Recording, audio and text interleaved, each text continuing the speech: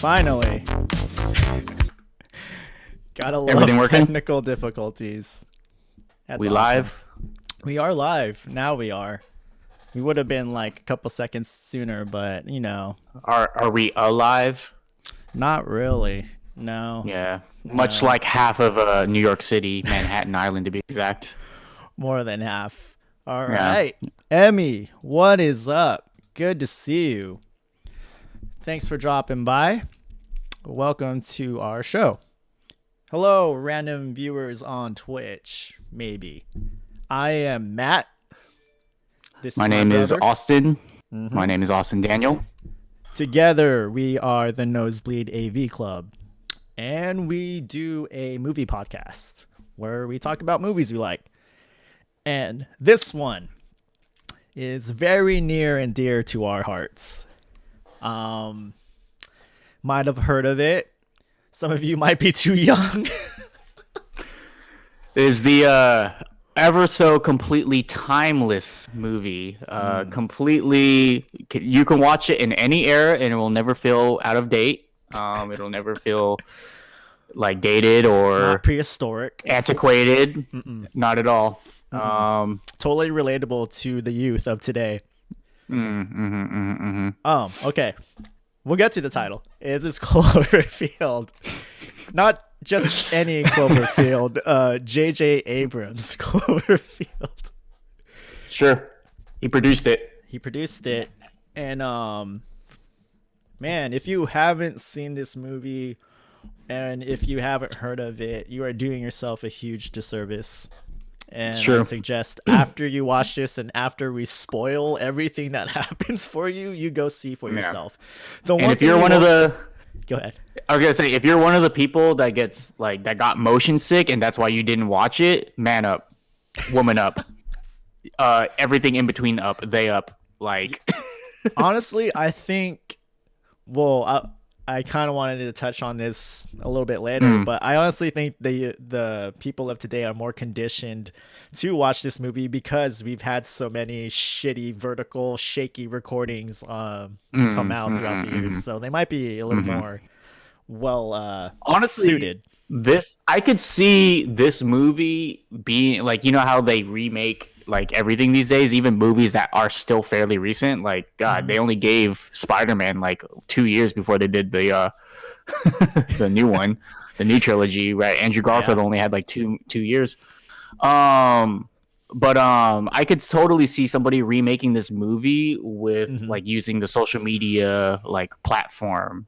So that's actually This movie. something I wanted to touch on a little bit later because Okay, we'll save it, a save huge it. chunk of what I want to discuss is the marketing and how it tied into the movie. But first, let's just get our general thoughts out of the way about the movie. Man, how did you feel about this movie? Just So this is a movie, like you said, that is near and dear for a lot of reasons. Mainly being like, as a kid, I've never had the like captivate me and capture my attention as much as this movie did. Like, you know, we are the generation that grew up with like the actual internet. You know, like internet's existed for a while, but we're the generation that really got like the best of what the internet had to offer when it was first starting out, you know. So we grew up with you know, MySpaces, and then eventually like Tumblr and Facebook, and you know, so on and so forth. Like, the kids of we got to today's merely adapted to it. We were born in it, molded by it. That's a different AV club for another time. That movie that you're referencing there, I get it, Smurfs, the movie, if you guys haven't seen it. It's actually trolls, but whatever. Yeah. But like, this movie really captures that time, so especially when it came out, so well, and just the amount of internet research and just reading up on all of the advertisements that they did, like, which you said you're going to touch on in a bit, but like all the like social media marketing that they did for this movie, like really got to, I don't know what it is, but it really stuck with me and it really got me, and I was invested in everything about it. If you watched our Dunkirk AV Club, we talked about how from the teaser trailer alone, we both were pretty much hooked on like watching this movie, and like our interest was like there.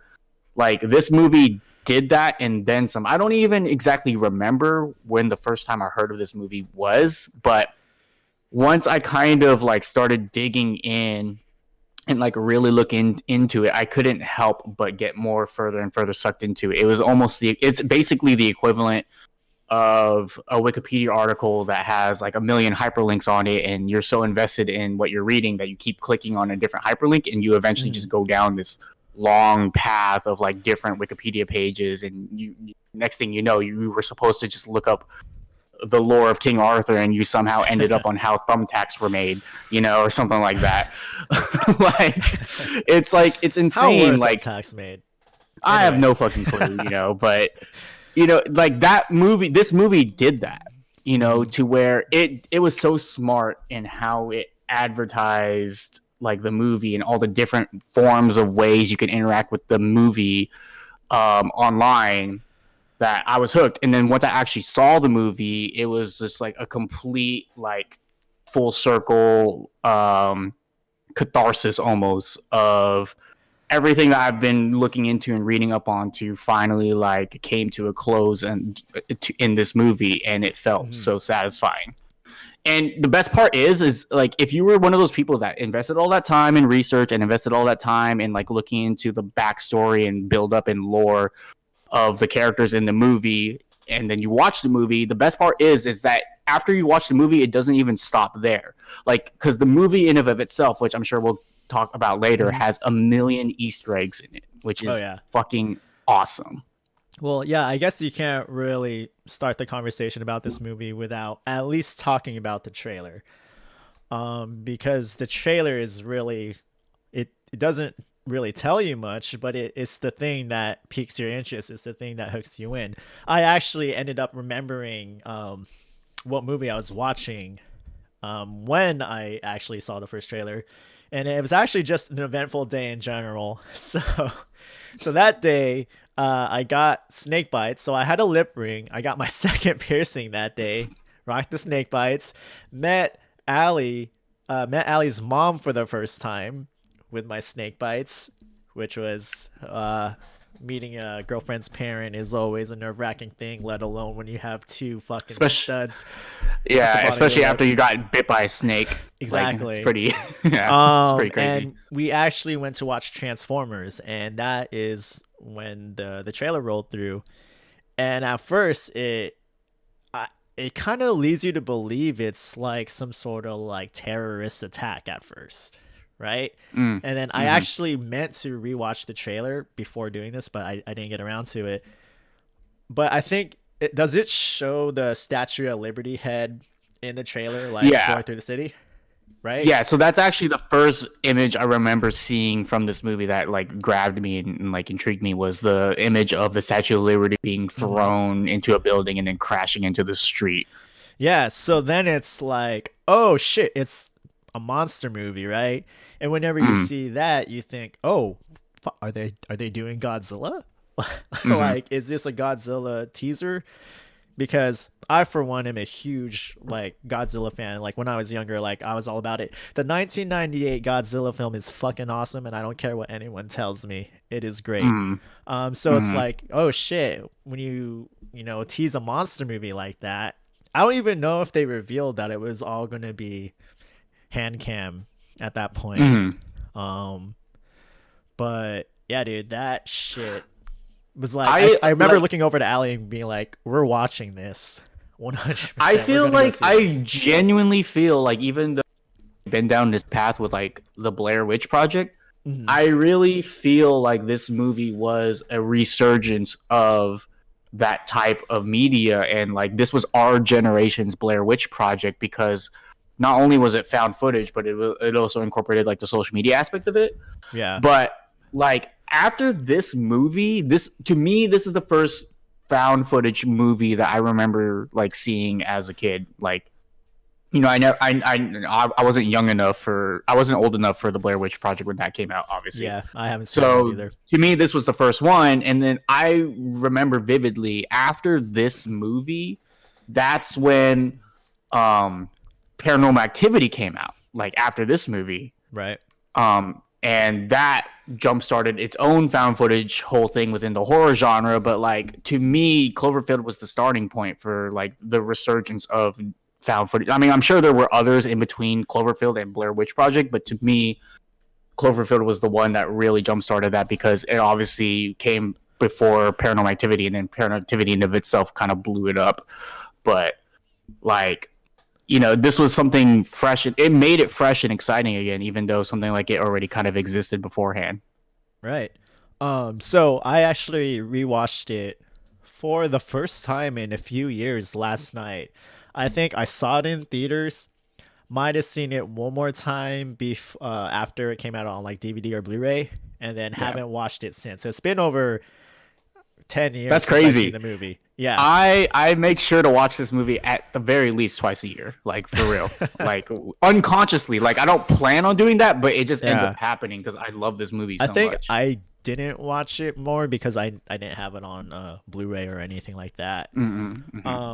But I was kind of expecting to go into watching it again and having some things not work for me anymore, which it some things don't. Like you can nitpick certain things definitely, Yeah. but for the most part, it's still really held up for me. Like I think it was beautifully paced, especially the beginning, right? Because a lot of Yeah. people from I went and looked at discussions just to see what people thought, because it's been so long since this movie has been discussed. And a lot of people were like, "Oh, I actually felt that the party scene was too long." Like whenever I rewatch this movie, I usually skip through it. But I actually think it's pretty like perfectly like the Yeah. amount of this party you get. I think is perfect because it kind of lulls you. You forget the movie you're gonna watch or the movie you're watching, and if you're watching it for the first time, it's like, what is this? Like, what's going on? Why is there so much character shit? And then it just hits you with the disaster, and then like shit gets real, and then Yeah. the total like the tone shifts and everything shifts, and it's just like, fuck yeah, now we're in the shit. Yeah. There is certain things that I could not, now that I'm more well versed in like cinematography and stuff like that, that I couldn't really get past. Like the whole point of like they made the way that they tried to sell you that this was a hand cam it was just slightly tilted, and like just like I was just trying to think, if I'm recording, like that doesn't even make any fucking sense. Like even if I just have it like that, it's still it's like the whole time. I mean, every found footage or like hand cam movie ever has that problem where it's so hard because I'm not saying this because I have the answers. I don't have the answers on how to fix this problem. But now that you mention it, this movie does that thing where if you're a normal person, you and I, if we're filming something and then something like in real life is like happening, like when we like see something, we see it before the camera does, you know what I'm saying? Like, because we can see it, happening. And like, there's moments in this movie and pretty much any other like found footage, handy cam like movie to where they don't see something until the camera sees it.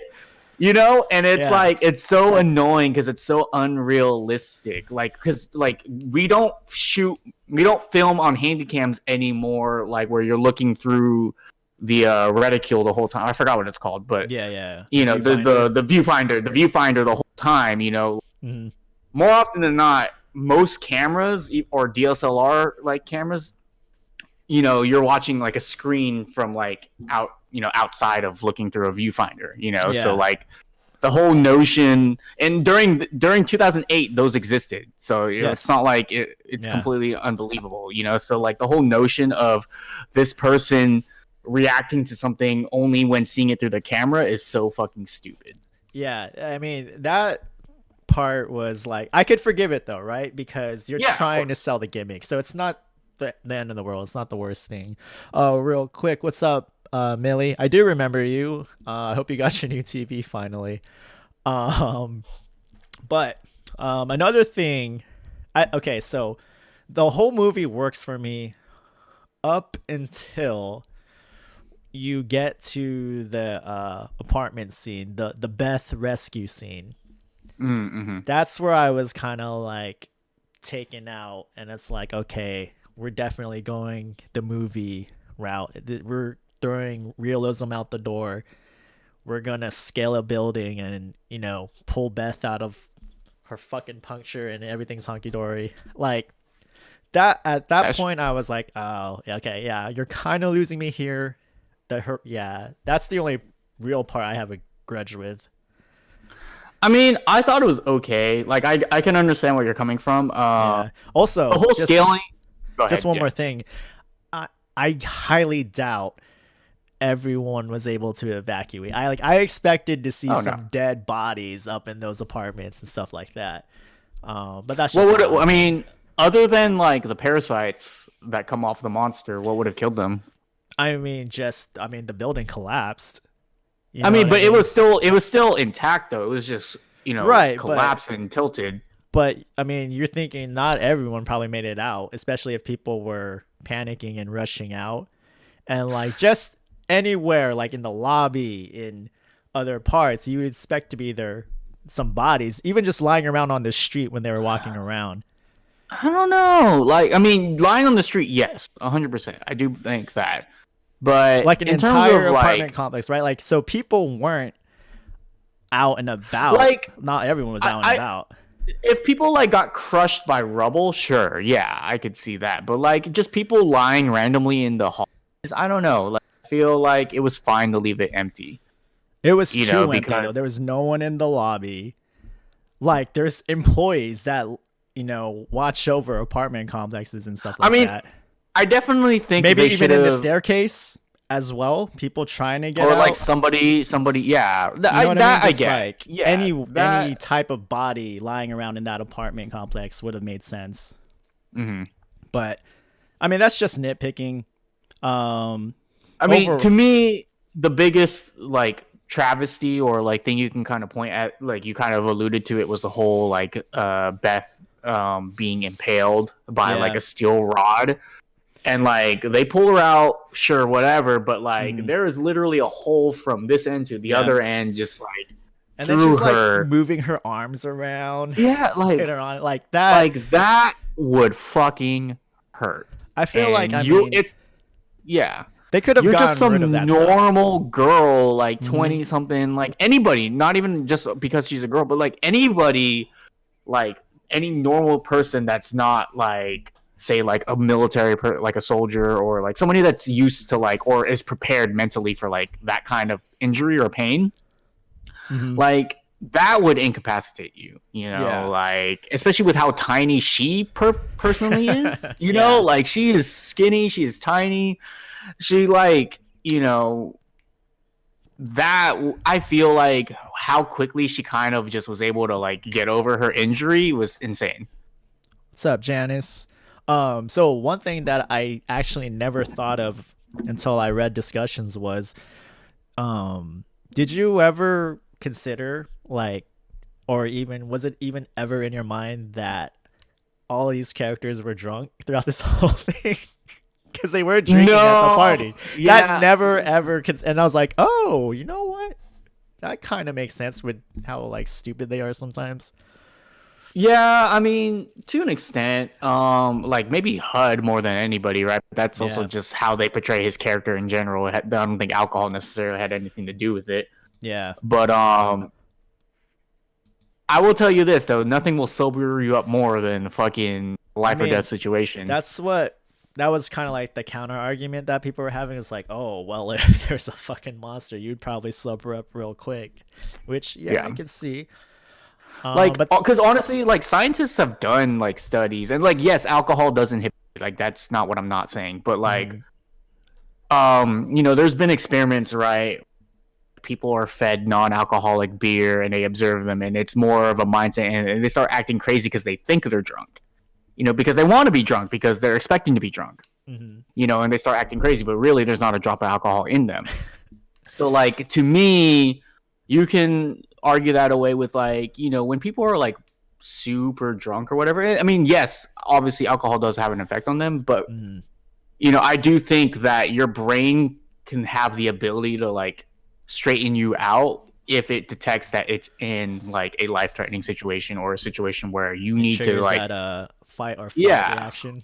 yeah, Yeah. like, I think when people get all crazy drunk or whatever, like it's more because they sense there's no threat. They really don't sense like any danger in the moment, and this, that, or the other. Like, I'm not a doctor, nobody knows, but I don't think that's something to necessarily like. It never occurred to me because to me it's not really an issue, you know. Right.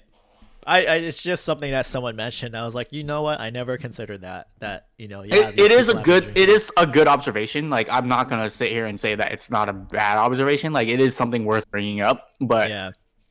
that would be my counter to it in terms of like, I don't think it's a glaring issue. Hmm. Something that does bother me is at the beginning of the movie, they the secret file thing, right? Like the disclaimer, the government disclaimer thing that that they show says that it was this footage was found off an SD card. Yeah, However, throughout the yeah, movie, they yeah, act like it's a tape. yeah, And and it even records over itself like a tape, yes, which is which an not how SD that card does works. not It do. would be Yeah, individual files. yeah, That that I think is the biggest glaring issue of this all. Like, mhm. like, because even like Janice pointed that out, right? Like, Mhm. I've always glazed over it. Like, and I'm a video guy. Like, I know video and all that Yeah. stuff. But even like, I'm so into this movie that I never even thought of it. Janice is not like a super video person or anything, but like, she even knew that. So it's Yeah. like that is, yeah, that's It's one of those that's a things big. where it's like this is unrelated to this movie, but a lot of the times in movies when like a crime scene investigator shows up and they have their camera, it's clearly a DSLR. They Yeah, hit the trigger and it makes a film camera noise.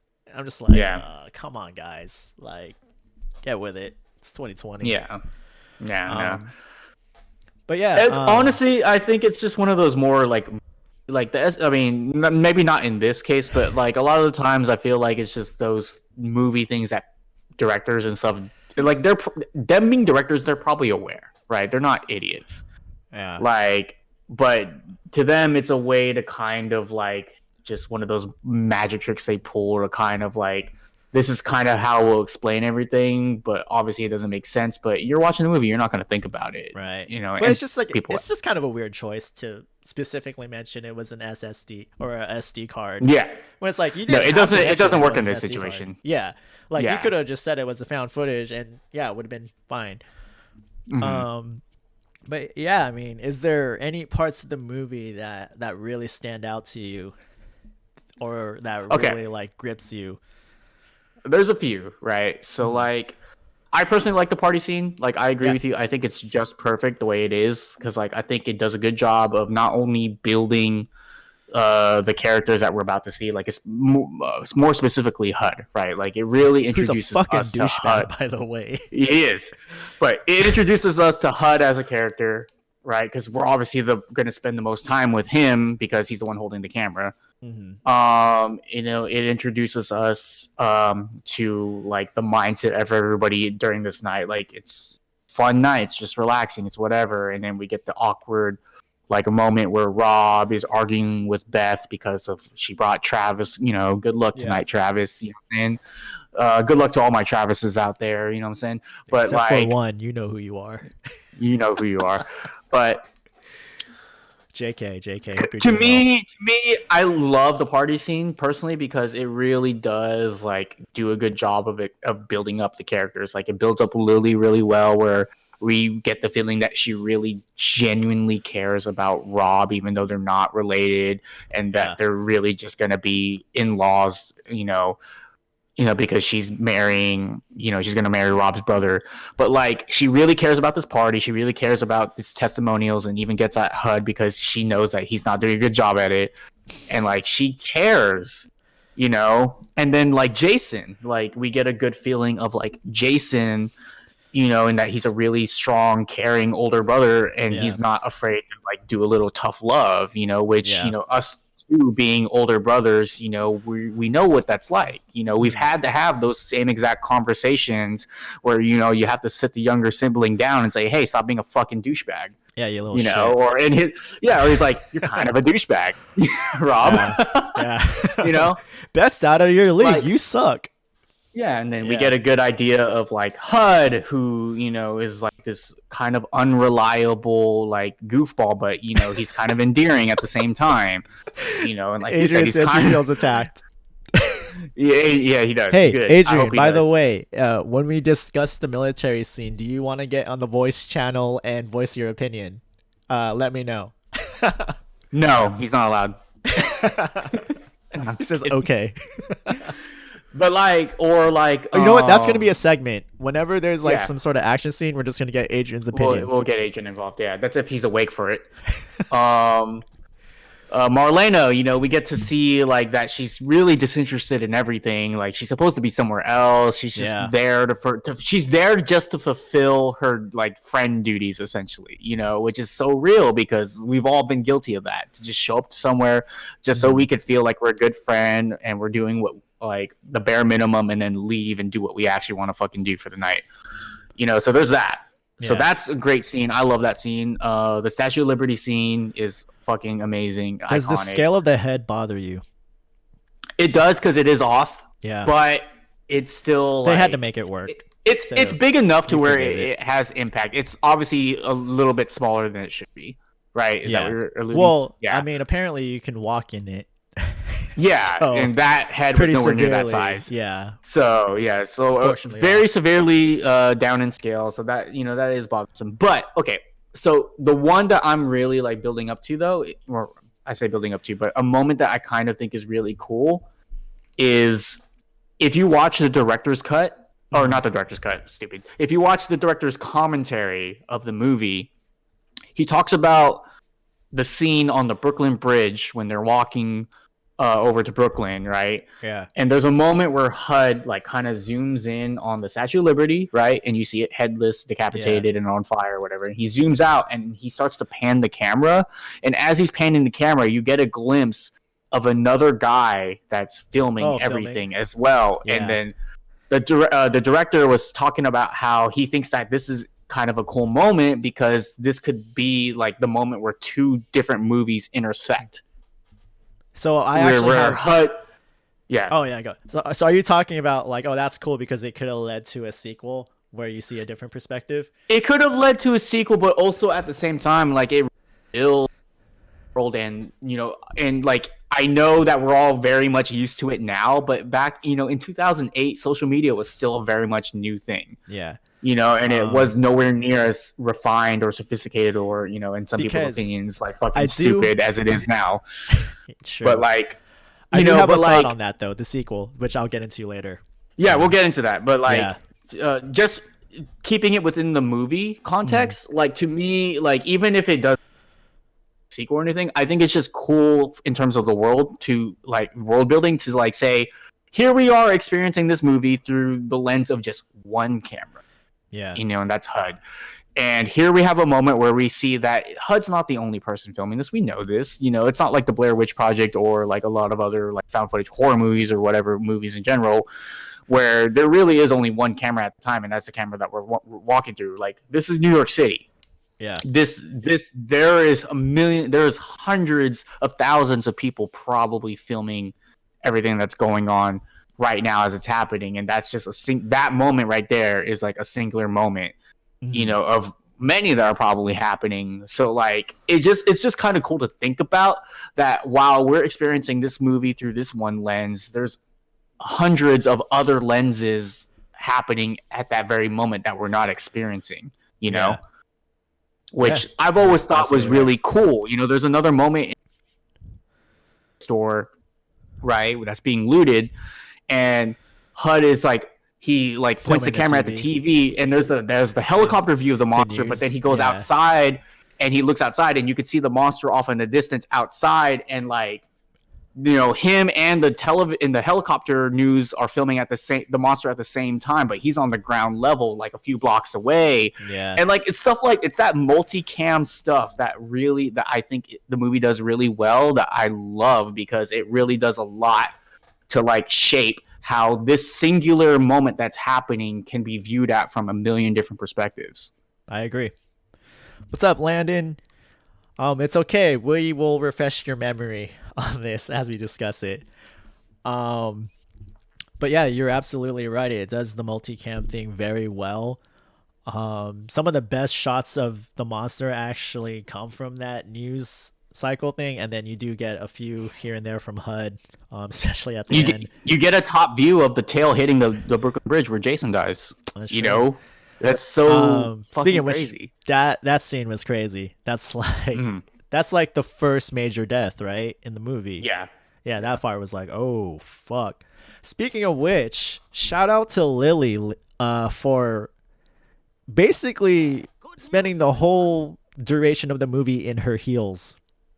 Yeah, dude. Lily's a trooper, man, and low key the best character in the movie. Like, yeah. I mean, she's the only one who we assume lives. So it's true. Yeah.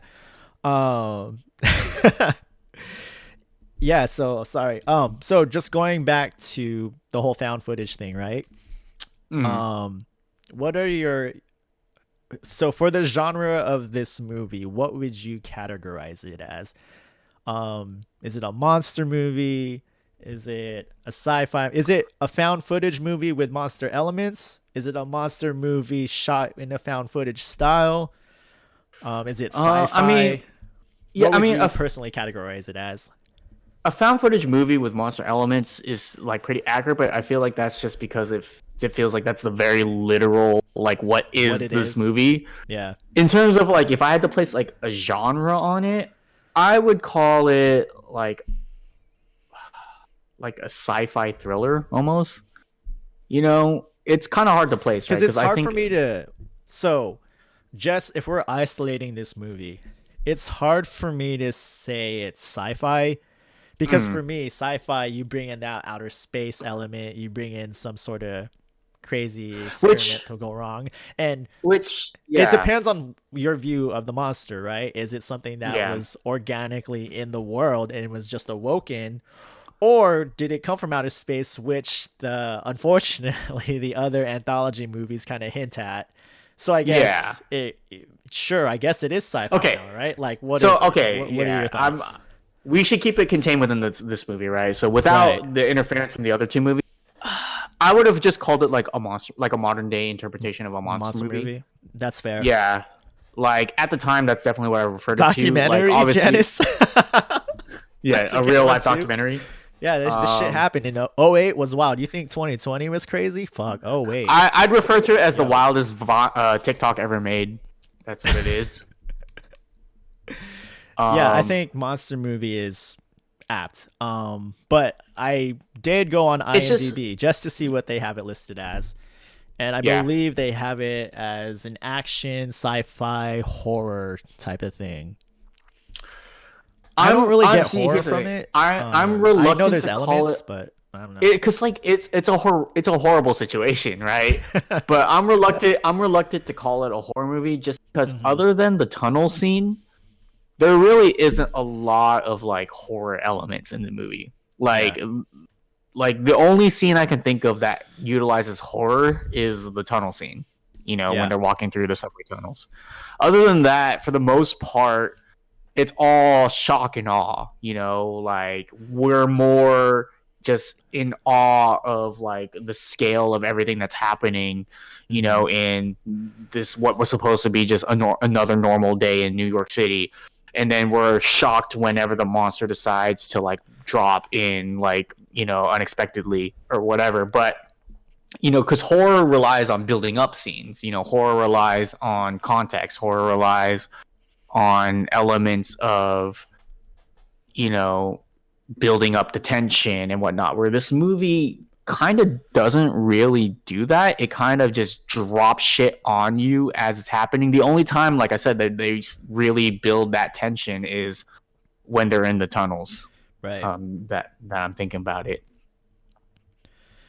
Horror Yeah, but everything adjacent. else just kind of happens. It's yeah, horror adjacent. I think is a good word to use. So, I mean, since we're on this whole, monster movie thing, what camp are you in? Is this a space alien or is this a sea monster? See, here's the thing. I really personally, when I was Or, younger, or hold on, yeah, go ahead. or is Yeah. this just a giant louse, which people were speculating at the time? Just a giant lice thing. Well, that's kind of if it's a giant louse, that's kind of lousy.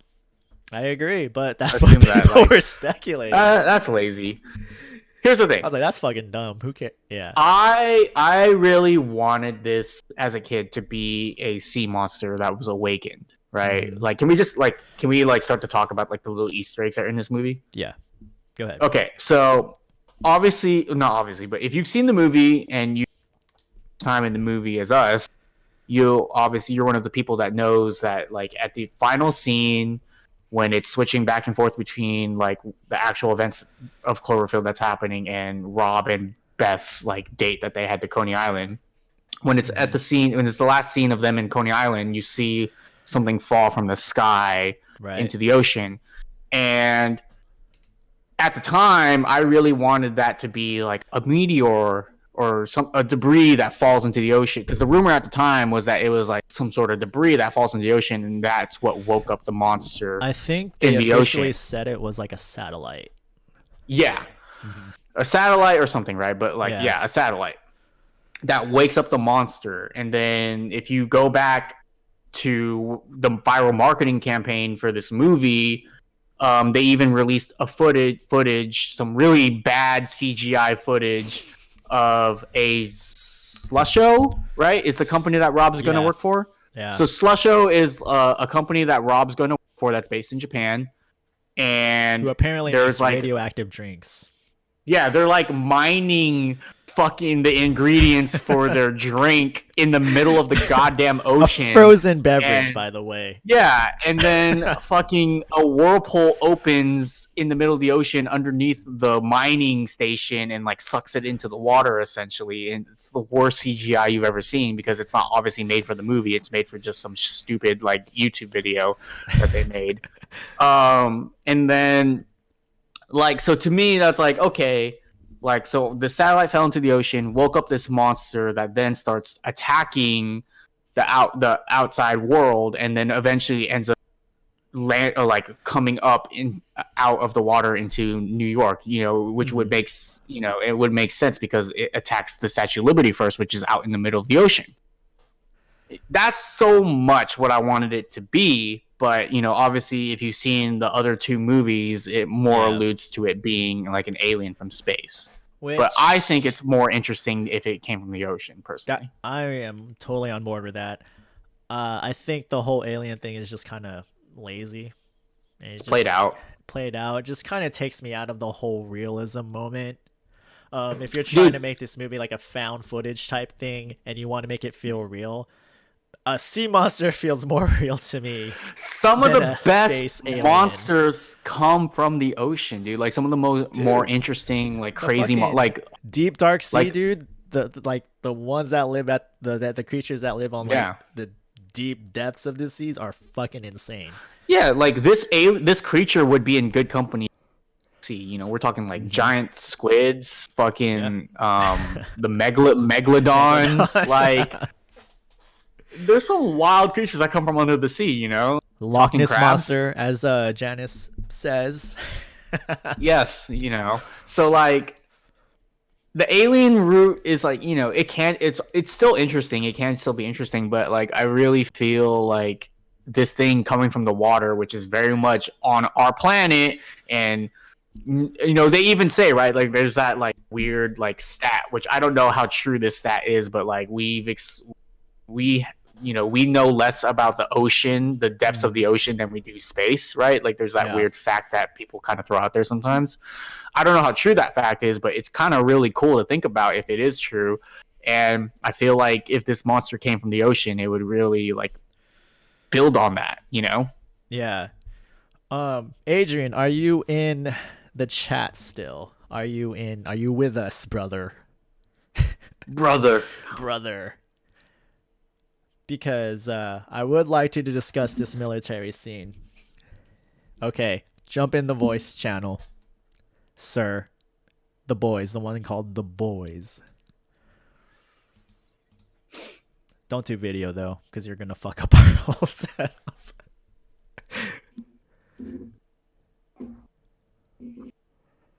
What's that? We're getting a caller on the line.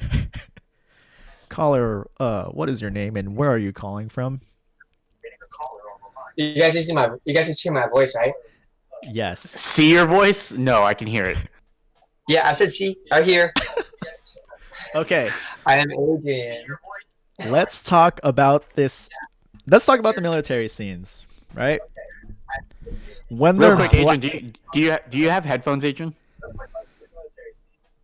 I do.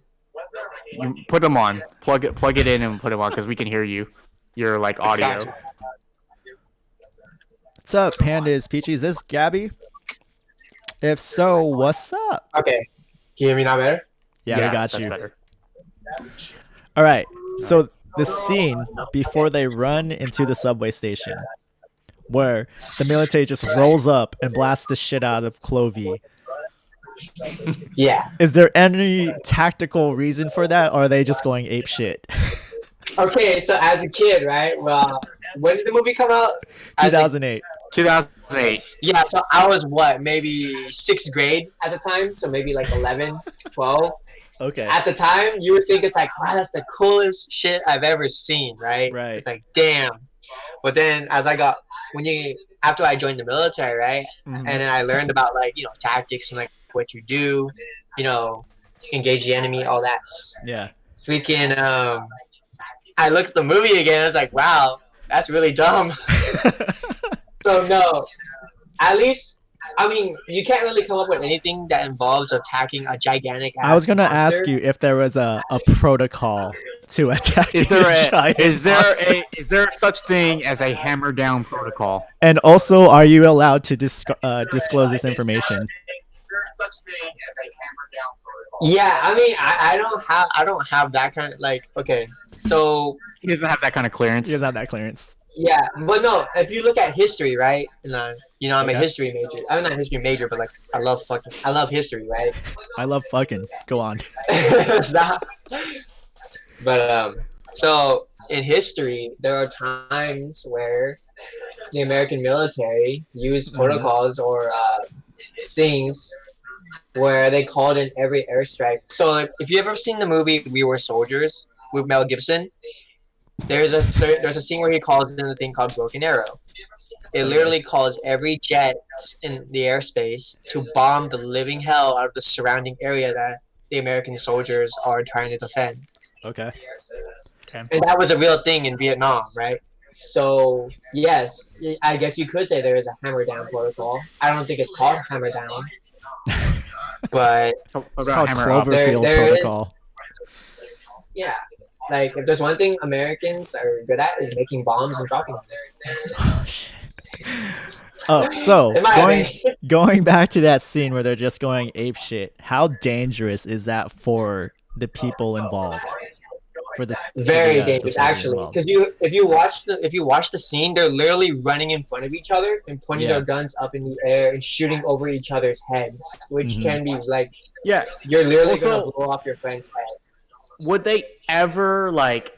So there's a point in the movie where they're in Grand Central Station and the monster appears and then they turn around, fucking military with tanks, which they probably would have heard blocks away, but for some reason didn't hear until after the monster attacks and after they turn around and they're like right behind them.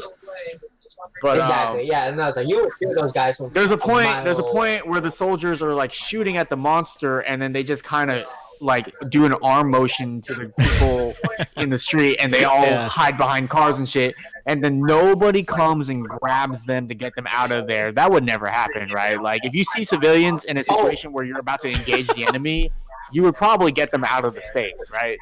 Or does it change when Actually- there's a giant space monster in your face?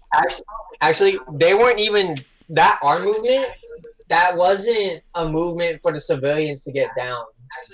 That's a movement that we it's a hand signal in the military we use as a sign to like spread out. Okay. But I mean, the question still stands though. They wouldn't arms to the side. It means spread out. They wouldn't just leave the civilians there though, right? Like they would have came and got them or yelled at them to get out. In real life? Yeah. Well, I would imagine, they would go and grab you. Yeah, they would. I mean, they technically weren't in immediate danger, right? They were off to the side. Right? Yeah. So... What was crazy about that scene also is like I said, you don't go charging a gigantic monster. Like, because at the end of the scene, right, when they're running for the subway, you see the soldiers running away because they would have been stepped on. Mm-hmm. It's like, why would you run there in the first place? Like, why run up to it? You have a gun, so shoot at it from a distance. That's true. Yeah, they also had fucking... It doesn't make any sense to charge it. They also shot a shit ton of rockets, and they had a tank. So yeah, they had a paladin. Yeah, so those guys all probably have major hearing loss after that one attack because you had the paladin going off, you had the rockets going off, and then you had all of them shooting their guns super loud on full automatic, no less. Right. They all had hearing illegal loss. in California. Like, even I have slight hearing loss. Like, I would have gone deaf if I was in that very scene. Like, oh man, my hearing would have been gone. So, in summary, that action scene, complete and utter bullshit. Just not realistic whatsoever. Not realistic. Borderline stupid, if not completely stupid. All right. So not a well thought out scene at all. If you had to grade that action scene, that military scene, what grade would you give it? In terms of realism? In terms of sure. 4. No, give me a letter grade. Give me a letter grade. Oh, D. Oh, low okay. D. I thought it was really bad. Small D. Small D. How about this? Small D. How effective of a base would a Macy's underground be? Underground? I think it'd be pretty good. An underground Macy's. Here's the thing, though. Attached to a subway station. Yeah, what was that? Was that a mall? Was that a department store? What was that? A Marshall's? It was like a Macy's. Yeah, it was like a subway station that led into a Macy's. So, seeing how the monster is huge and literally destroys all the buildings above it, right? Mm-hmm. Like, it took down the Empire State Building, did it not? So, having a skyscraper as a headquarters... No, it didn't. As well. It took out the Statue of Liberty. Exactly. So underground, it did take out a building, the subway system, yes, would be good. But as you note in the movie, when they left the subway, they ran into the armed guards, right? They ran into the sentries, which is good because you have a defensive perimeter. Yeah. Mm-hmm. So the Macy's wasn't a bad idea. It's not a bad call for an emergency like hospital too, you know. So when they do run out of the subway, it was weird that they had the infected mixed in with them. Yeah, that's something that I thought was funny, right? So like you have like obviously the parasites when they bite you, they infect you with this like thing that basically explodes your body, right? So like it's kind of weird to me that they're just in their base area and they're wheeling around the exploded bodies of the soldiers through this area where you don't know how this works, right? So like what if you can contaminate the area by rolling them through there? You know? Exactly. Yeah, there's no containment. They try to emphasize the containment, but it's like... What was really stupid about that scene, too, is that Marlena was clearly not in good shape. And none of the fucking people who found them were doing shit or saying anything until it was absolutely too late. And even fucking Rob's fucking asshole selfish ass was just going, oh, Beth. Meanwhile, Marlena got bit and she's all fucked up. He didn't say shit about that. Fuck Rob. Yeah, Rob didn't even recognize that his brother was dead until like 20 minutes later. You know? Like he had to walk all the way across the south side of Manhattan before he realized that his brother was dead. In his defense, he was intoxicated. Yeah, on love. All right, so overall, Cloverfield's military scenes, a small D. Right?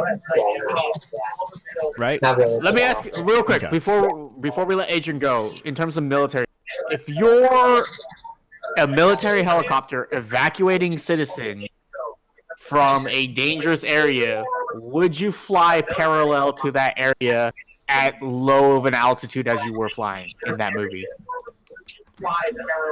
I mean, I'm not aircrew, but I personally would not want to be. You know, like Yeah, right. if you can. If I'm trying to leave, I want to get out of here. Why do we have to watch the monster? Like, why are you flying in the same direction that the monster's like making its way through the city? Also, Manhattan is a long ways like island. You could literally just fly this way and you're already off the island, far away from where the monster's like doing its thing. Yeah, actually going on about that scene. So while they're in the helicopter, right, they watch the Nighthawk drop its payload, right? They drop the bombs. Yeah. Remember, like the big ass bomber in the sky, they literally watch it drop. I know that when it comes to that, you're not supposed to be anywhere near the airspace. Like those helicopters, like they're not supposed to be like where near the bombs, like when they're being dropped. Because like the chance of because even though it's less likely to happen, but there's always that chance that one of the bombs might land on your fucking helicopter. So it's like, even though it's less likely to happen. All right. Well, that was unrealistic as well. Thanks for joining us, Adrian. This is going to be a recurring segment where we're going to hit you up about all the military scenes and have you grade them. Yes, wish I was there for Dunkirk. The military movie? No, never. We're only going to you to comment on the movies that have things in them, but not actual military movies. Yeah. Oh, no. All right, now fuck off our channel. Okay, later. All right, well, so there you have it, guys. Cloverfield's military scenes completely unrealistic. Small D. This is a D. All right, so I mean, this is a D. Actually, I need to relieve my D. Yes. So, Austin, go ahead and do our ad read. This episode of the Nosebleed AV Club is brought to you by the Kanye West podcast. Oh, yes. Here we go. Plug away, sir. All right, sir. So, the Kanye West podcast. Are you a fan of Kanye? Are you not a fan of Kanye? Matter, because on the Kanye West podcast, we both big up Kanye and shit on him at the same time. So if you're ever interested in listening to two guys, maybe three, that's kind of being discussed right now at this moment. Hint, hint. But if you're ever interested on hearing about two best friends talking about Kanye West and all the things that are happening with that guy, feel free to look up the Kanye West podcast, Yeezus Talks. We are on SoundCloud, we are on Apple Podcasts, and we are on Spotify. Literally, if you just look up the Kanye West podcast, we should be like one of the first hits that show up. Let me see if I can pull it up. Here we go. Yeah. So I literally just, you can't see that because it's not focusing. But that's me. That's our podcast, believe it or not. You can't see it. It just looks like a white square. But you know what I'm saying? Just like give us a listen, you know. Hit us up. We got a decent amount of episodes. We've been doing this since 2017. So yeah. That is that. Be sure to use promo code Nosebleed to get 20% off of the Kanye West podcast. I don't 20% off of what? I'm not sure. But you'll want to use that promo code. All right. Thank you to our sponsor, the Kanye West podcast. I will invoice you later. Now, let's get into the meat and potatoes of the discussion, shall we? The marketing. Look, that was some good marketing. For those of you that don't know, it started with the crazy teaser trailer, which didn't give you any information. And then they created, not only did they create backstories for these characters that you don't really see play out in the movie, but it exists. There is this social media website that you could say started it all. I mean, some people say Friendster, but I don't. MySpace Mm. was a social media network that everyone and their mama was on. Austin actually has a pretty Austin actually has a pretty Okay, I was wondering if you're going to tell the story. Go ahead. Go ahead. Austin's history with MySpace is very interesting. Now, I had one for all of a week. so I'm sure most of us know this now, but you never ever let someone else create your social media profile ever under any circumstance, because Well, that okay. is Real quick ahead. to put some respect on Corey's name. Corey Okay. being the person that made my MySpace for me. He wasn't the one that did anything to it. He made the account. He wrote down the password and the username for it on a piece of paper and gave it to me. Never do that. And I left that piece of paper in the classroom, when I left to go to my next period in middle school. So I had the MySpace for a week, and then that's exactly how long it took for somebody who I guess had found that paper that day and just decided a week from that day to I have this fucking account. Let's fucking do some shit to it. But okay, go ahead and continue. It's not his fault. It's mine. Yeah, let's just say that, I was surprised one day when so there was this thing called a top 8 where you can put all your closest homies, 8 of your closest homies. They later changed it to be like an X amount, like a crazy amount, but it started with 8. You can put 8 of your coolest homies smack dab on top of your friends list. Is like its own little thing. You can click their profile and go right to them. Usually you put your boyfriend, girlfriend, family members, what have you. So to my surprise, one day when I checked my top 8, and I believe the first time it got fucked with, it, it was some old Russian guy. And I'm like, who the what? And then later on, it became some sort of catfish bot, sexy chick profile thing. But anyways, that's Austin's history in MySpace.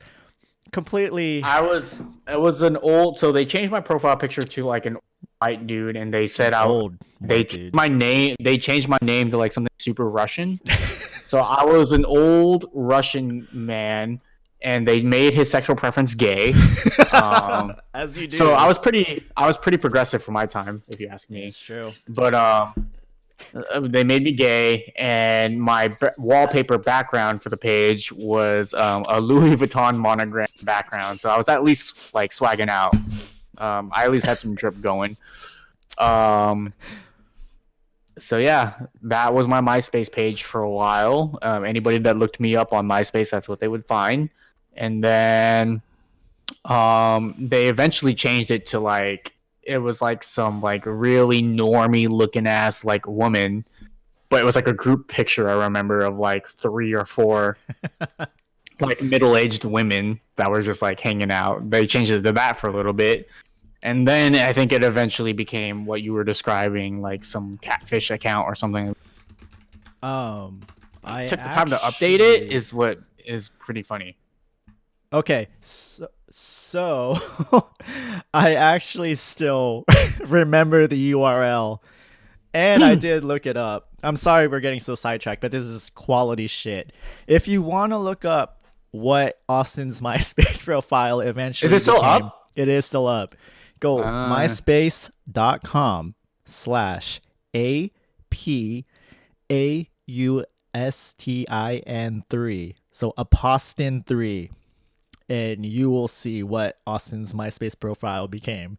Got a shit ton of friends, let me tell you. Pretty popular guy, what can I say? Anyways, getting back on track. They made MySpace profiles for each of the characters. And they were interacting with each other like they were using it, like they were real people. And they kept going until the movie came out, which so good. So good. Good. So good. Here's the thing, right? like Blair Witch Project, what made it so successful was that people genuinely thought that it was a real thing that happened. I Like was that was convinced it was actually real. found footage, because the whole concept of found footage hadn't existed within movies at that time. So like the movie like killed it at the box office because there were so many people spreading news about this movie through word of mouth, and like everyone thought it was real. Now, obviously, everybody knows that this movie wasn't real in 2008.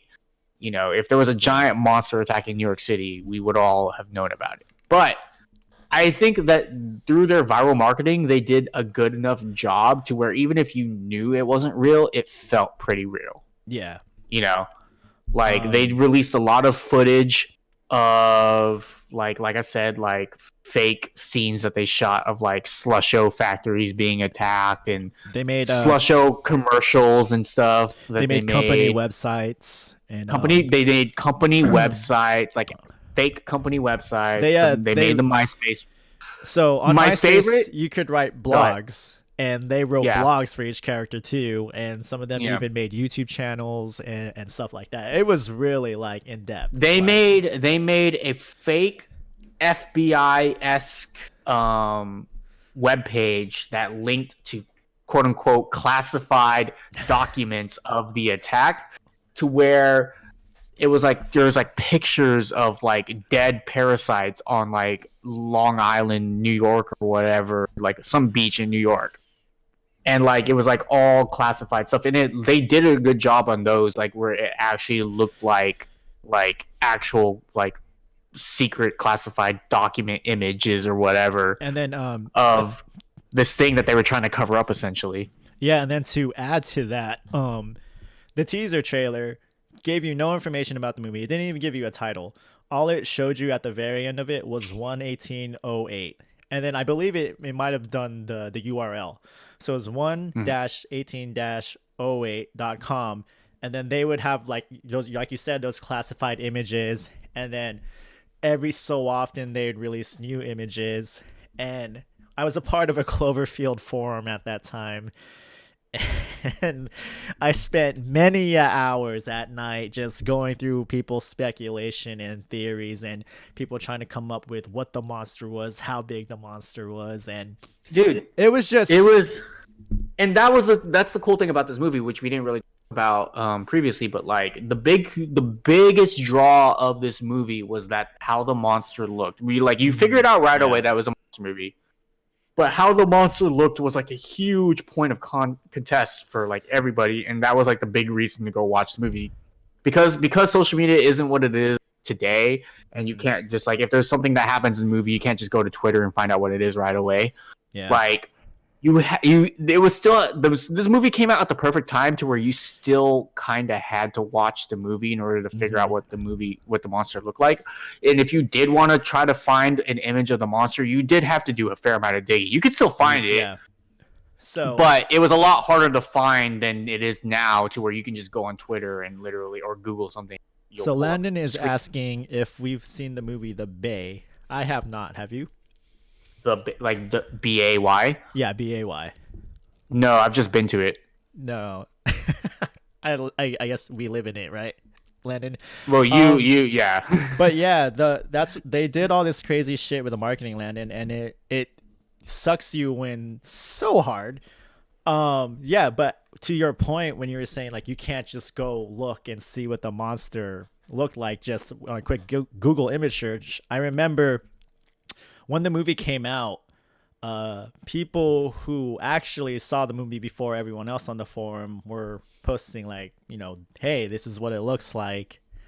And it was a huge thing. And there was this guy who, for whatever reason, was like working on like Z-Sculpt, that Z model, that 3D modeling software. For whatever reason, he was just doing renders of like people's theories of what the monster looks like. And it was really fucking cool.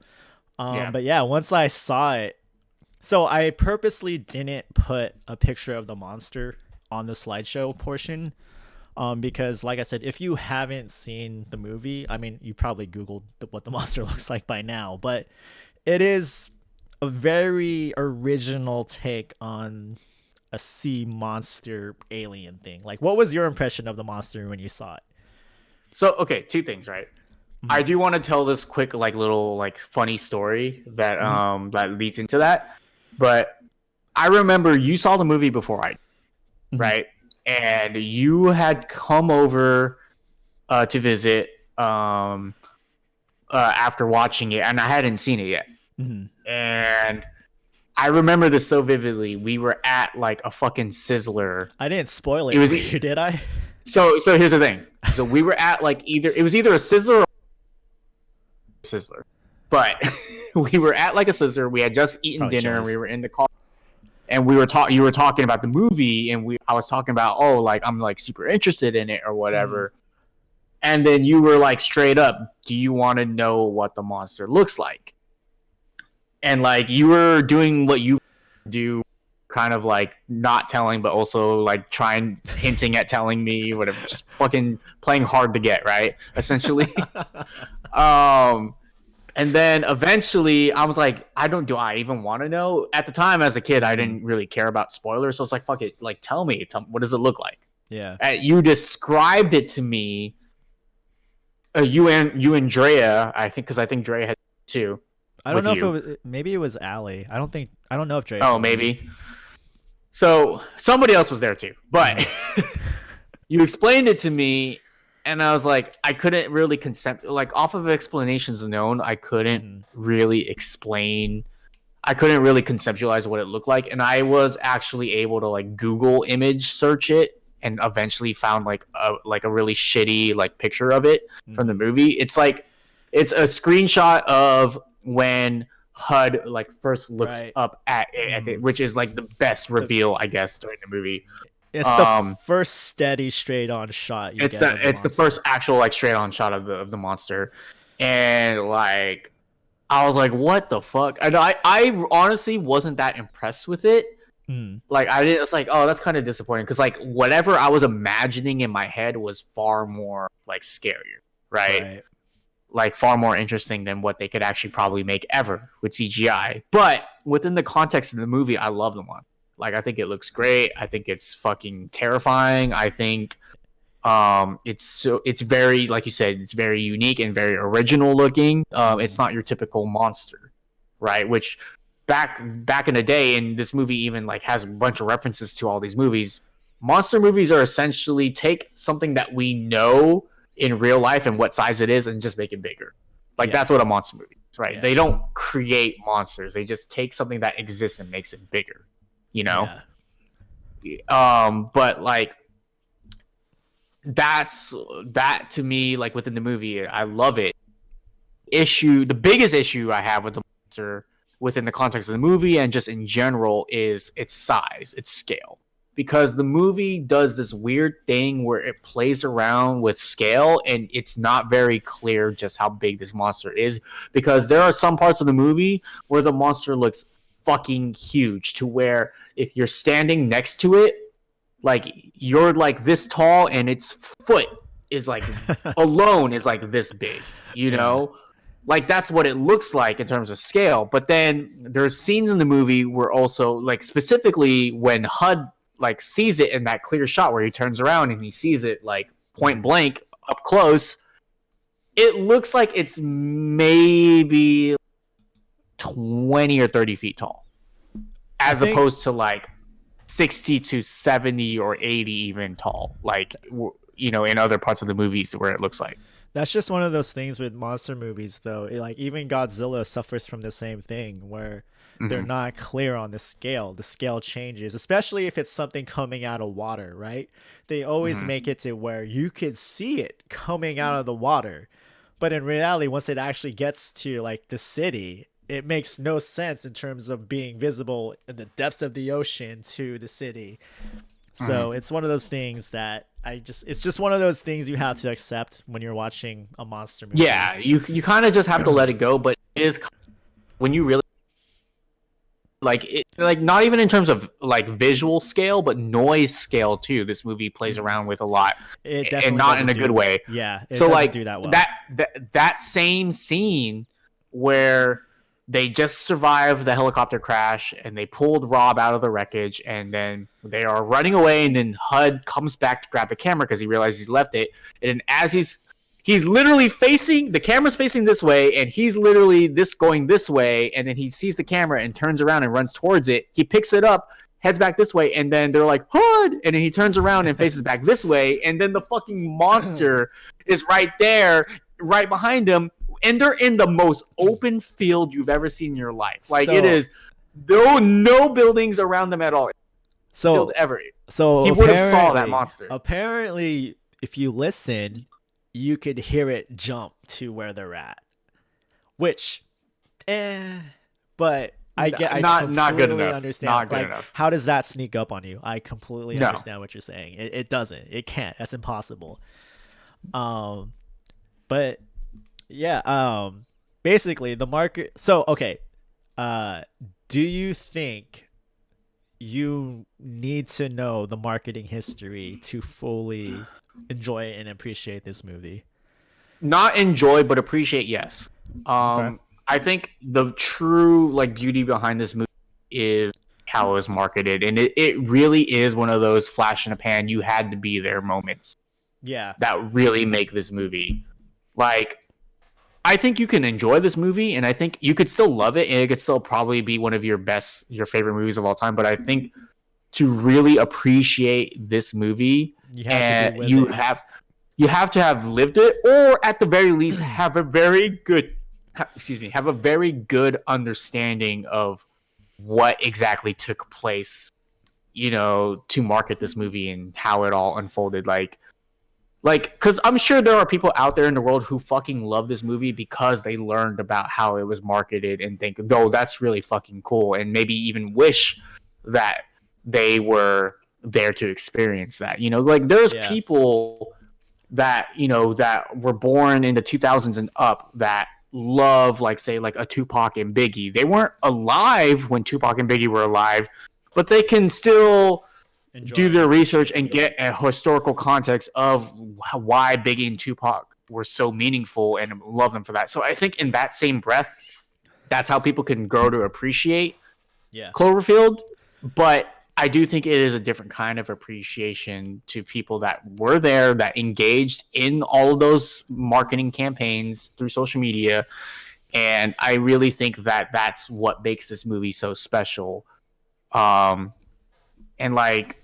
I love this movie to death. I think this movie is special beyond that, but I really, that played a huge part in conditioning me to accept this movie for what it was. I guess you can say it's kind of like when you discover an artist, right? And you follow them throughout their career, and then they make it big, and then everyone likes them. You have a somewhat of a different appreciation than someone else might. They can still appreciate it just as much as you do, but it's a little more meaningful for you in a way. You saw the glow up, Yeah. So Landon is saying we might be interested in the Bay. He said, don't look up anything about it. Okay. Let me just ask you, Landon, what genre movie? Is it a horror movie? Is it just a thriller or what? But what was I going to say? Oh, so as far as the marketing goes, I think it happened at, like you said, the perfect time, right? Social media was kind of in its infancy. Not a whole lot of trolls on it. No, yeah. Aside from who was running your profile. People were a lot less jaded at the time. So my question to you is this something that can be done today? I personally don't think it can really be pulled off to the extent that it was back then, just because people are just kind of dicks, and it's just social media is just a different beast, right? I don't know if people will buy into the fantasy anymore that we did back in the day. So here's the thing. I absolutely do think it can, because here's why. So the whole found footage thing, after Blair Witch was figured out to be not real, obviously, and this is just a movie, Cloverfield shouldn't technically have worked, but because it utilized the technology at the time and did it in such a way that was clever enough, it works. like it worked for both of us, even though we both knew going into the movie that it wasn't real, that none of these MySpace pages were real and none of this was real. But we were so interested in the extended story and universe that I was trying to build that we were willing to forego that and immerse ourselves in this world outside of the movie. I think that can still happen to this day because technology and social media doesn't stay the same. It changes constantly. You know, like you said, social media is in 2008 is not the same as social media in 2020. So like it's constantly changing, and movie studios are going to learn to adapt to that and do it. Like today we are seeing movies doing similar things to this. Like there's a movie that I think John Cho, I think it's John Cho. I don't remember exactly who it was, but he did called Searching, right? Mm-hmm. Where it's a movie that takes place entirely on a computer desktop through video chats and chat logs and everything. And it's a super unique movie and it's super well done. I haven't seen it, but I've seen a lot of the reviews of it. I've seen a lot of people breaking it down, and it looks amazing. And I really do want to check out for myself. But I can already tell that it's a movie that works, even though it's doing this very different style of approach. We have another movie in terms of less like excellent filmmaking, but the movie Friend Request, I think, is what it's called, which is a horror movie, a horror slasher movie that takes place also entirely on a computer desktop done through video chats and chat logs and stuff. And apparently that movie also isn't that bad or gimmicky as it might seem on the surface. So I think that also is a good example of how movie studios can kind of adapt to new social media changes. That's kind of like not what I was asking though, because you're more so talking about like a style or gimmick of shooting a movie, right? Well, I was just personally thinking, I'm talking about like that same wonderment and amazement being possible today, right? Like I do think my question was in regards to marketing a movie, right? So if you were to create a fake profile for someone, a character in the movie, and have it be active, do you think people would still buy into it? Because people nowadays are so quick to see anything and just go fake. No, you know what I mean? 100%. Like I do like I said, I do still think so, because like, you know, like I said, there's these movies that utilize the very technology that we use every day within their movies, but also like they also can create like new ways to, you know, utilize new social media and technology happening. Like there's some that are kind of gimmicky and don't really work, but they're at least trying, right? So like, for example, I think the It movies, they utilize like a VR game that you could play where you're walking through like a hall of mirrors or whatever. Stuff like that. It's I understand not necessarily but I'm talking like the way that Cloverfield like utilize it. So I guess the actual term for that type of thing is called alternate reality gaming, I think, ARG for short, to where there is a set of rules to it or something, but you know, not necessarily, I wasn't saying that like they can't make movies based on the technology that we use. It's just as far as trying to develop viral marketing for it, right? Trying to create the illusion that these characters in these movies are real and have a life and have it lead up to a movie. You still think that's possible? Yeah, I do, because like I said, like we all knew that Rob and Beth weren't real people. Like we knew that, but because we were interested in what the studio was doing and like how they were disseminating this information, that's why we sunk so many hours into that. And I still think that that's possible. Like maybe not in the exact same way that Cloverfield does it, but because of how movies are adapting to technologies in general, like I do think it's entirely possible. Like not exactly the same thing, but like Mission Impossible did their movie campaign for, I forget which Mission Impossible was, but they basically souped up these newspaper boxes to say that, oh, this news box will self-destruct in 20 seconds or whatever, to the point where people in the Los Angeles area where they were doing this specific campaign were calling the bomb squad on these mailboxes, and I didn't hear guess about that. yeah, I forgot who makes Mission Impossible. I think is it Paramount. Something Either like way, that. they got like a fucking lawsuit handed to them because people thought that they were putting bombs all over the city.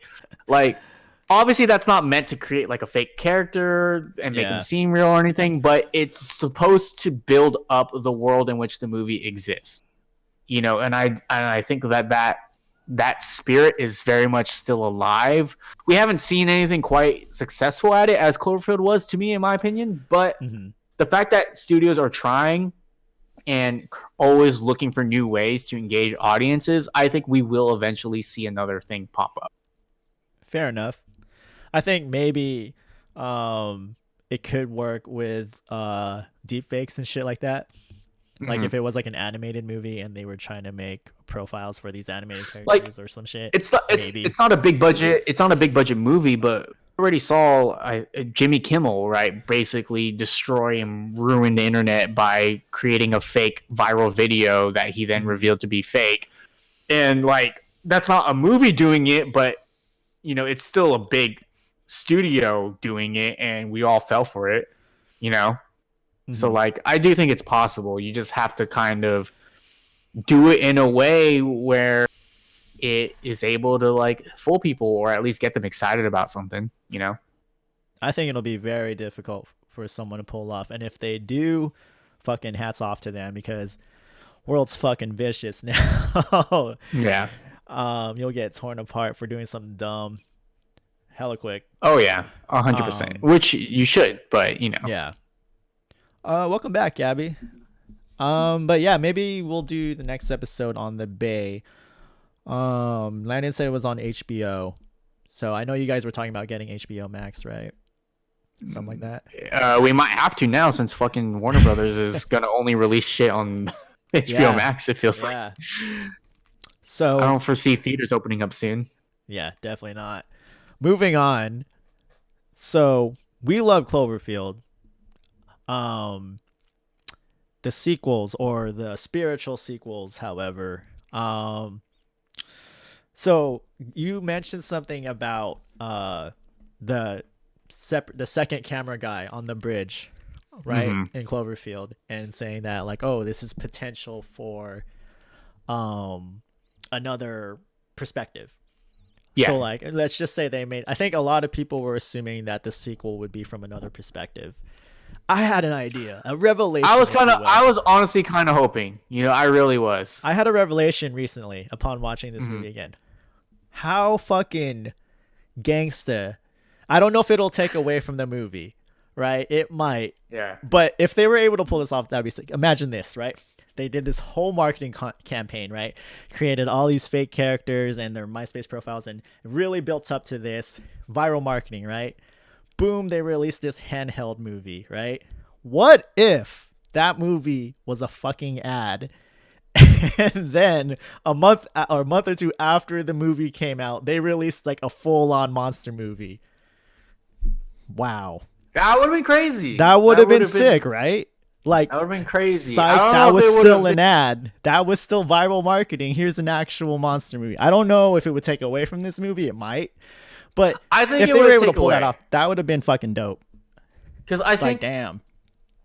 Because I really think like the Cloverfield monster isn't right. Like at least in terms of hindsight, right? Like it was a moment and it was cool, and I think a lot of people have fond like memories of that movie. But I don't think the Cloverfield monster in and of itself carries that movie. I think everything adds up to make that movie great in what it is. But I will say this though, there is a lot of influences. So like Godzilla 2014, the main monster Muto has very similar characteristics to Cloverfield, the Cloverfield movie. So like people were inspired by the monster. The videos of Spore, remember the game Spore, where people the lore of that game was you could create anything and you can basically clay shape anything and make that like a monster and make your own like little creature or whatever. And people were making the Cloverfield monster, like for that in that game. But like that's beside the point. But that's fine, you know, like, but at the end of the day, you know, the Cloverfield monster isn't King Kong. You know, the Cloverfield monster isn't Godzilla. What I think would have carried that movie though, was Mhm. just J.J. Abrams being attached to it, because I think at that Sure, time yeah. Lost was still very big. They even have a little Lost Easter egg Mhm. tied into the beginning of the movie where they have. I've never seen Lost, so I don't know, but there's apparently some corporation or I think Slush Show group. is also in Lost or some shit like that. I didn't Yeah, watch Lost you either. know, so Wasn't like into it. we should definitely devote like a quick 10 minutes to talking about the Easter eggs in this movie for a little bit. But going back to your point, It was just a thought. I was like, damn, if they were able to pull that off, that would have been yeah, kind of cool. Like, you thought that was a movie, but no, that was still part of the marketing campaign. it would have been Would've been a like pulling the rug out from under you moment. But Yeah. again, whatever movie they could have made that was an action movie, I don't think it lives up to the quote unquote advertisement. Like No, I yeah, really it wouldn't. think like the way that Cloverfield is really works for how it was presented to us. However, the way they've tied in these other movies to the universe, I'm not really about, to be honest. Here's the thing, right? Like, at least in terms of 10 Cloverfield Lane, not a bad movie. Not a bad movie at all. It's a great movie. But the way they tie it into Cloverfield, what connects it to Cloverfield is fucking terrible. Yeah. Like, Aliens. it is not good. Fuck. Come on, man. You know, Really? and like a giant ship and everything, like, it's just fucking stupid. It's weird. It doesn't fit in with what made the first movie good, you know? And then Cloverfield Paradox is just a fucking mess, you know? Like, it's just not a good movie. Again, fucks up the scale of the monster. Well, like, apparently the Cloverfield monster we see in Cloverfield is an infant, so I don't know if the one in Paradox is a full adult. it's like, I mean, that's my problem with fucking. That's my issue with like a lot of movies. Right? They explain things outside of the movie after the fact. Like, no, like a good filmmaker, if that's the case, you lay those seeds within the movies itself. I don't want to have to watch an interview of you talking about the movie in order to make sense of something that happens in the movie. You know what I'm saying? I watched the interview to build the outer world of that the movie takes place in. Sure, that's fine. Build up the lore and the world that the movie.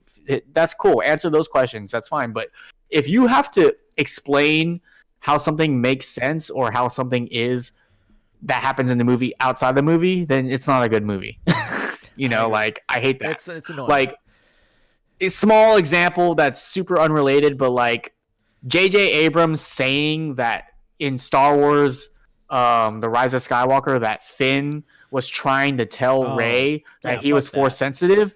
Fucking stupid. Nah, like, put that in the Rey. movie. Don't tell me after the fact, because you don't ever address it in the movie. Within the world of the movie, if I never watched J.J. Abrams saying that, then I never know. You know, and it shouldn't be that way.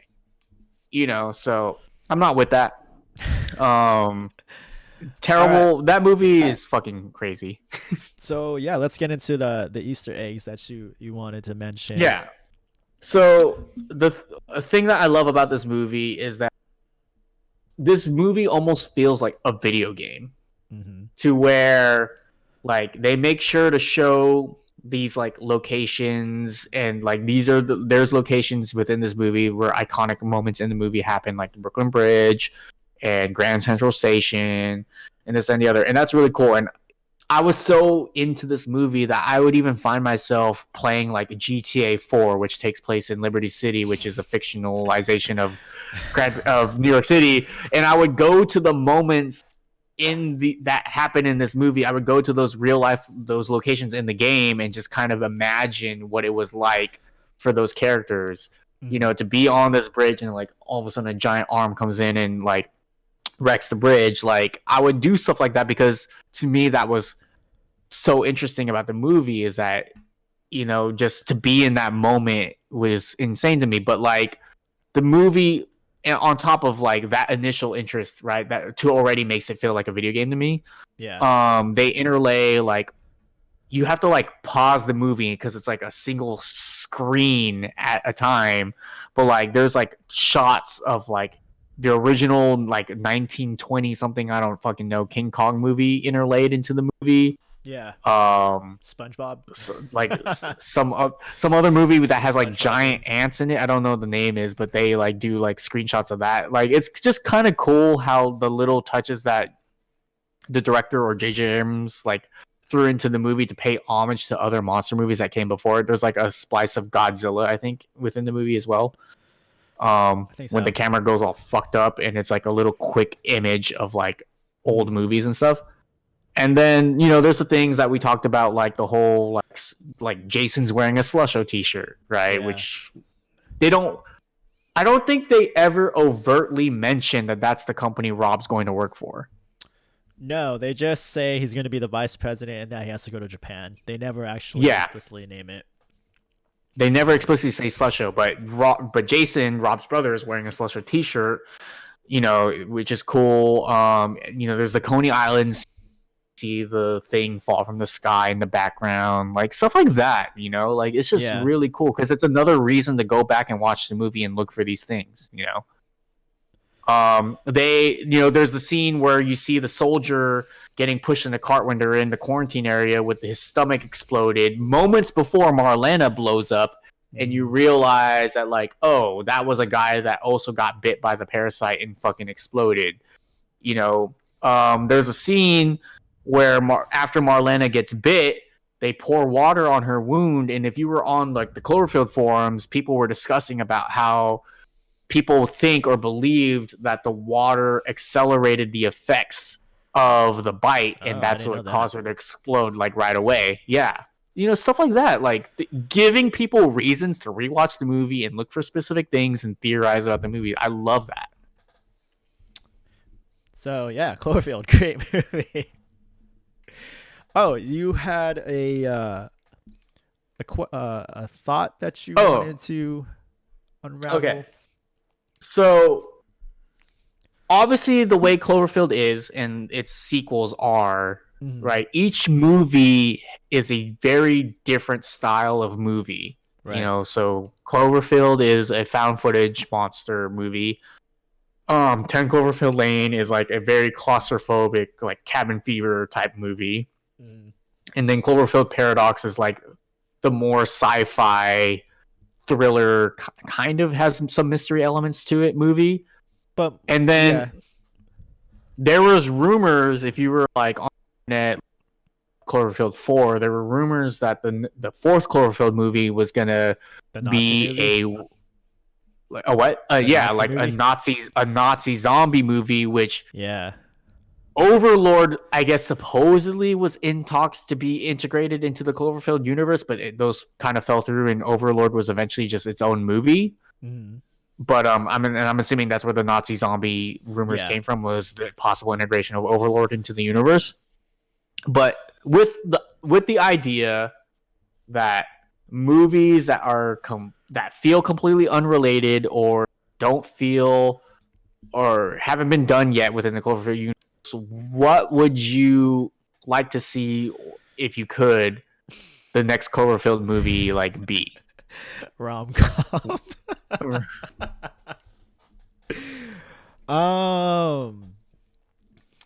So you're talking like in terms of like a style or like a genre. How would you approach the next Cloverfield movie? Shit, that's a loaded question.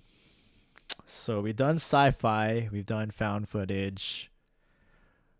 Kind of an interesting. Landon actually inspired this answer, but like a documentary style would be very interesting. Let's just say, the events of 2008 happened. This is years later, right? It cuts to someone watching the found footage, right? Because that's how it starts. Cloverfield, right? Someone is watching the found footage.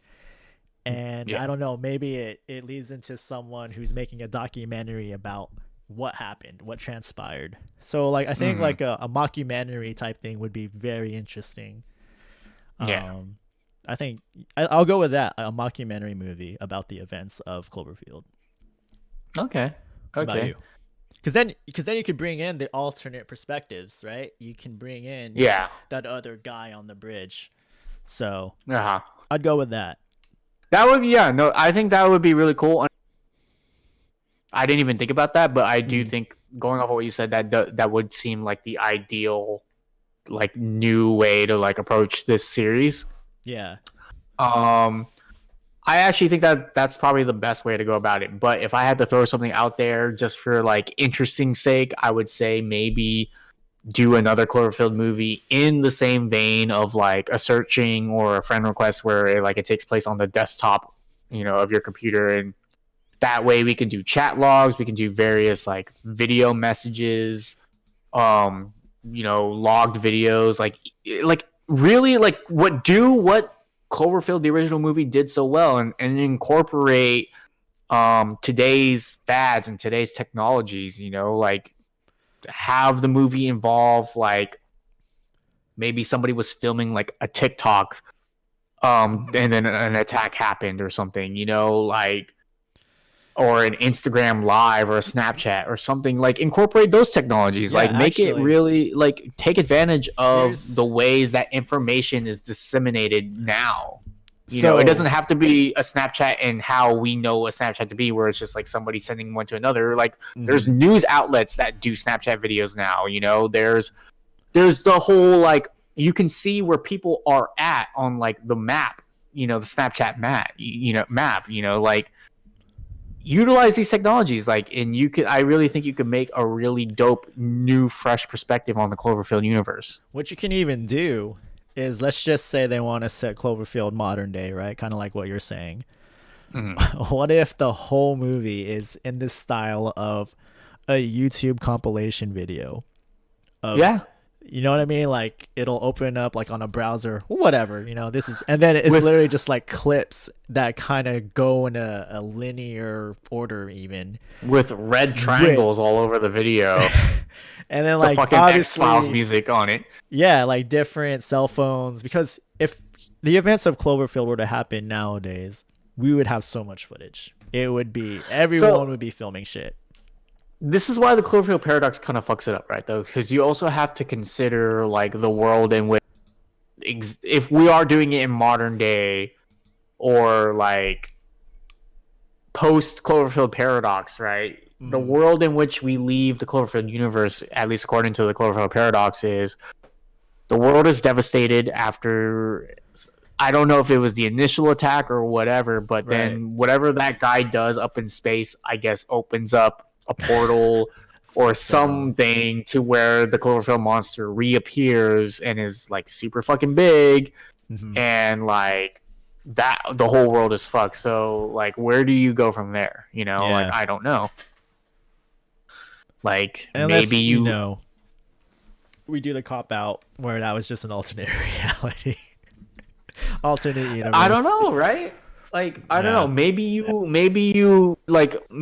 don't try to do anything too crazy, and you just embrace like a genre change, and you just make the next Cloverfield movie like a full-on war movie.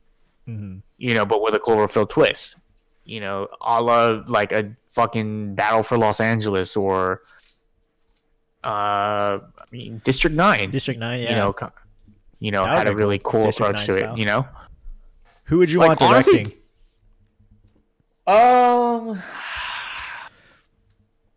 yeah, because J.J. Abrams never directed one of them, right? It was Matt Reeves. Produced them. Matt Reeves directed, I believe. The original one? Yeah. So good. I mean, Matt Reeves is pretty solid. Like, I wouldn't be mad at him directing another one, but if I had to pick, Michael Bay. I really no. I don't want Michael Bay anywhere near the franchise. I'm gonna be honest.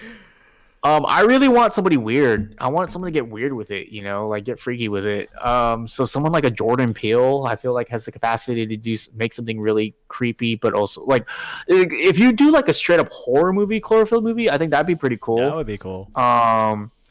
Like Jordan Peele or like an Ari Aster, like I think would be like amazing. Or like if maybe not doing the horror aspect, if you want to just get weird with it in general, but still have like the spectacle factor to it, like a Taika Waititi. That's who I was thinking. That's who I was gonna Yeah, say is Taika Waititi. you know, Um, Zack or Snyder like Zack Snyder. with Jared Leto. What about we you know what you could do? You could do like, Nash and then get like to direct it. The guy that Sorry, did Parasite. You cut out what? Oh, the yeah that. Oh, Yeah. oh. Have him do one because he's already made some pretty movies. He made Snowpiercer, which is like a whole movie that like takes place on a fucking train in the middle of the I snow. think that's a series now too. Is it? Yeah, like it was kind of interesting. he has a very unique style, and he's already done some really weird movies that have some like unique monsters in them. Like, do one of those. Shit. Oh, you know who doesn't get a lot of credit for being like an amazing, like a really good director, like a solid director? Who's the guy that does Shazam? What's his name? Let me look it up real quick in case you. His name. David F. Sandberg. Is that who you? Are you talking about the Shazam movie?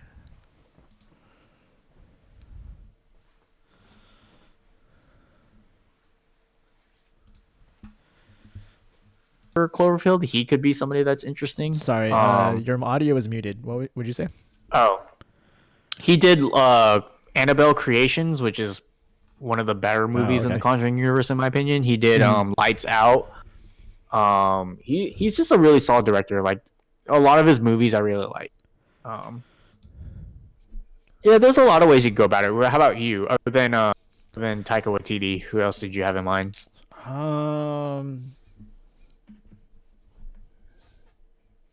Christopher Nolan.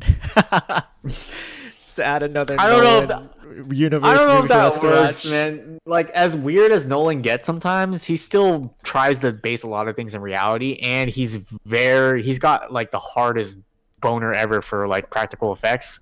Fuck it. If we're And going, I don't know. we're going, a fucking Last Jedi guy. What the fuck was his name? Oh, Ryan Johnson. Yeah, fuck it. That would be interesting. Yeah. Like, fuck that shit up too, Ryan. Just If he does, go ham. if he does the romantic comedy angle, I definitely think you should have Ryan Johnson, for sure. I want a quirky Cloverfield movie. Give me Wes Anderson.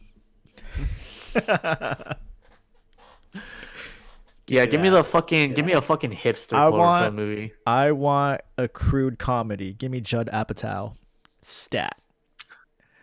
I want a crime thriller Cloverfield movie. Give me fucking Martin Scorsese. Give me M. Night Shyamalan. Oh, honestly, that might not be a bad idea. It could work. He's made some better movies recently, so he hasn't completely lost his stuff. All right. Man, is there anything else? This is our longest episode yet. Oh, is it really? An hour 43. I will say this: I missed recording the first like 15 minutes, so I have to download the Twitch stream and then splice it together. So spice it in. Yeah, that's gonna be a pain in the ass.